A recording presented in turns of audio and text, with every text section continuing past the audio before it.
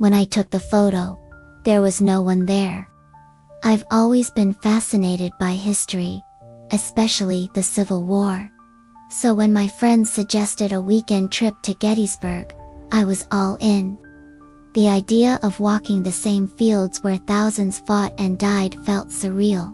We arrived early in the morning. The air was still, heavy, almost reverent. I felt like I was intruding. We took the standard tour, snapped pictures, laughed, and joked. But the deeper we went into the battlefield, the quieter I became. Something about that place felt too alive. By the time the sun began to set, the park was nearly empty.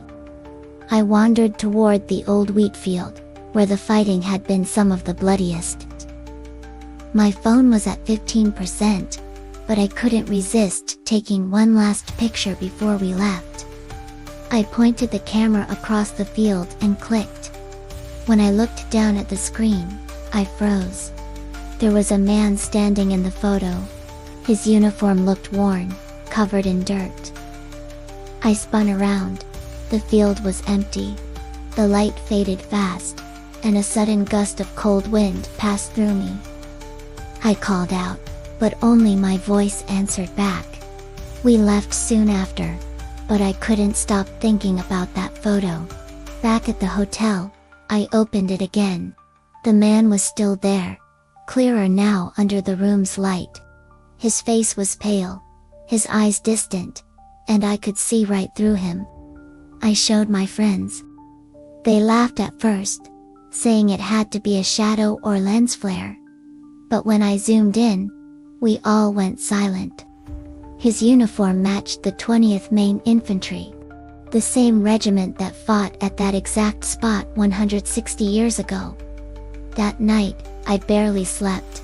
I kept hearing boots on gravel outside the hotel room door. Once, I woke to the faint smell of gunpowder and the sound of distant drums. I opened the curtains. The parking lot was empty. The next morning, when we drove back through the battlefield, my phone began glitching. The screen flickered. The photo that had haunted me turned black for a second, then returned. Doing now, the soldier's head was turned toward me. I deleted it right then. But sometimes, when I close my eyes, I still see him. Standing in that field, waiting for orders that will never come.